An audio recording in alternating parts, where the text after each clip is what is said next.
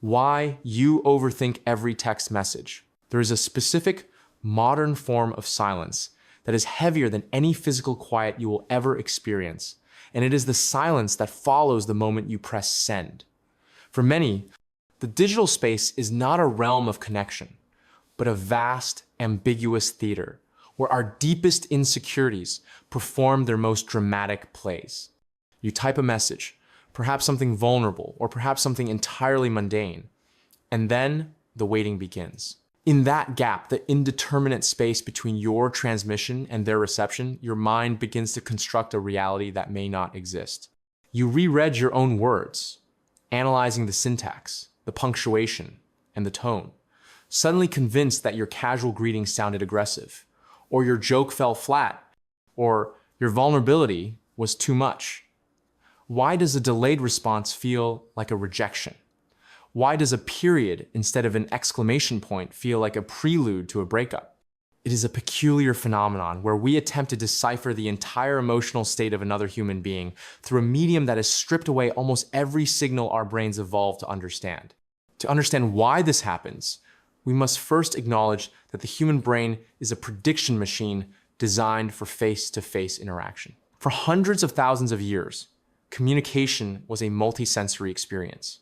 We relied on the subtle microexpressions around the eyes, the modulation of vocal pitch, the posture of the body, and the pheromonal cues of proximity. Albert Mehrabian's famous communication model suggests that a vast majority of emotional meaning is derived from nonverbal cues, leaving only a fraction to the actual spoken words. When we text, we are operating in a sensory vacuum.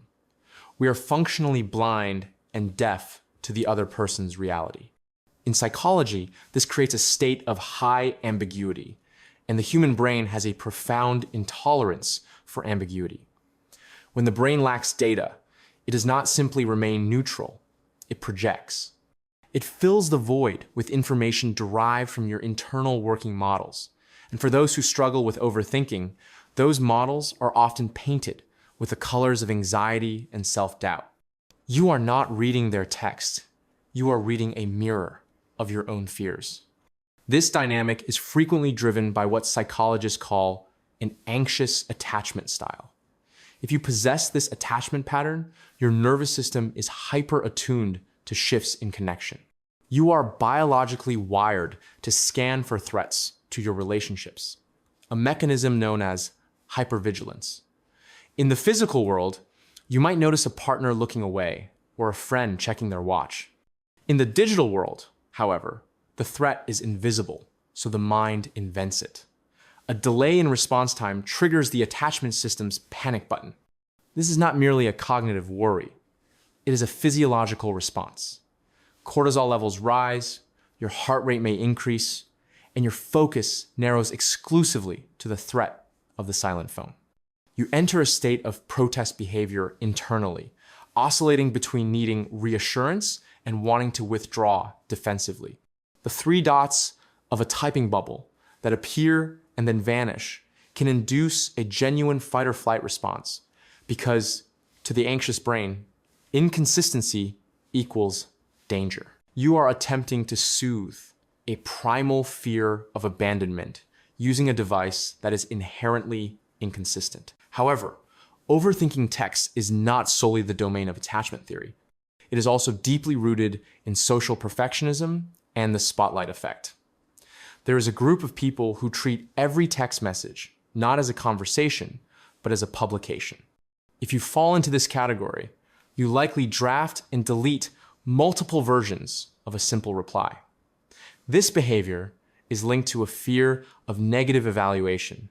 You believe that you are under a microscope, that the recipient is analyzing your word choice with the same scrutiny you are applying to theirs. The spotlight effect is a cognitive bias where we overestimate how much others notice and judge our behaviors.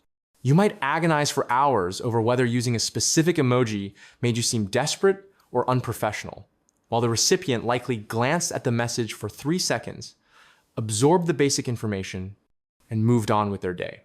The discrepancy between your internal turmoil and their casual reception is vast. This perfectionism turns communication into a performance, where one wrong move could result in social exile, leading to a paralysis where it becomes easier not to reply at all than to risk sending the wrong thing.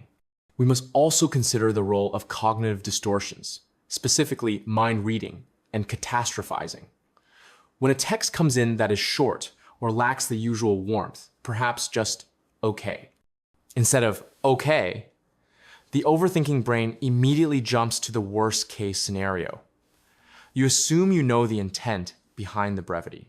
You tell yourself, they are mad at me, or I have annoyed them. This is mind reading.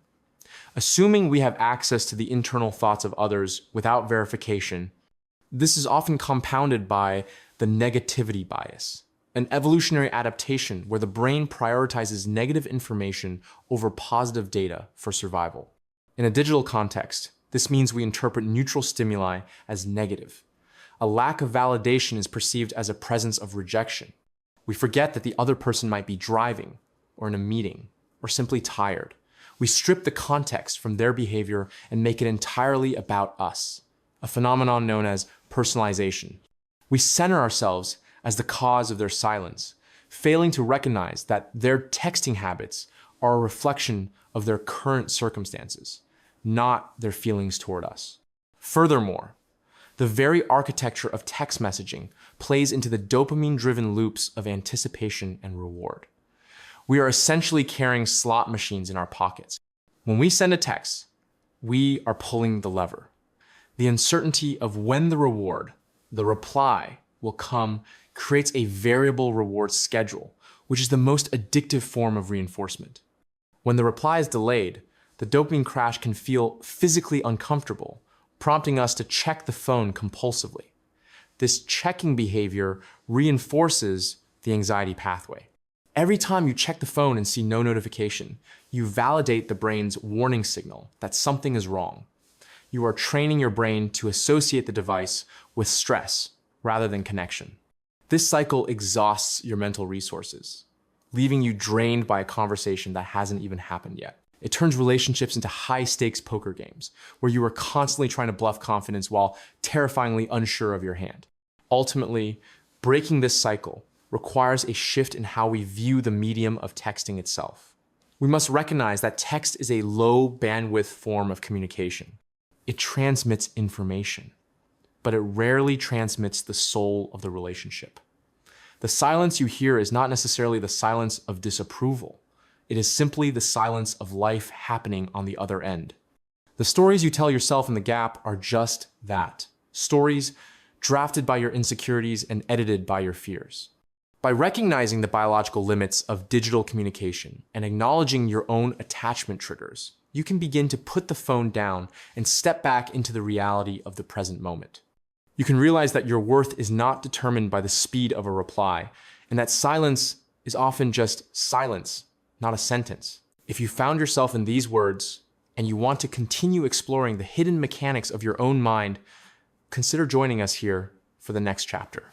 A simple tap on the like button would go a long way to pushing this video out to more people who might find it useful. Thanks for your time, and until next time, keep elevating your mind.